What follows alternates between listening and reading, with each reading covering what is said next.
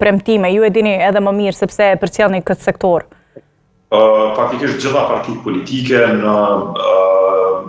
sikurse e thatë edhe ju, në dekadën e fundit kanë premtuar sigurimet shëndetësore në gjitha zgjedhjet para se të vinin në pushtet, por fatkeqësisht ato ende nuk i kemi.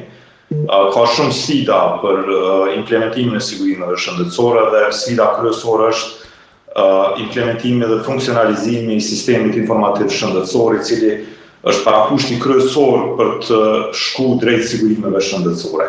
Dhe ne nuk e kemi sishin, e kemi të pjesëshëm në vetëm në disa komuna të Kosovës dhe ai sish i cili funksionon nuk është i plot, nuk i ka të gjitha komponentet e funksionalizume.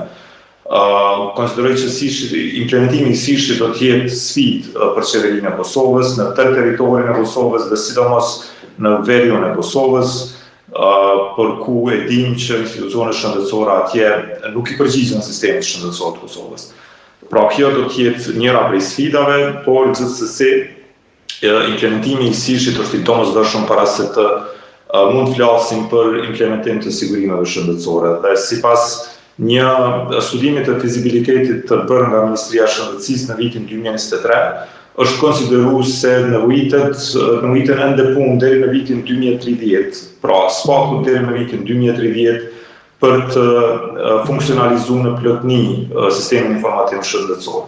Dhe rrjedhimisht kjo i bie që nëse do të kemi sigurime shëndetësore, atëherë ato do të vinë pas vitit 2030, pra pasi që të implementohet në tërësi sishi. Dhe sigurisht që ka edhe çështje tjera për të bërë.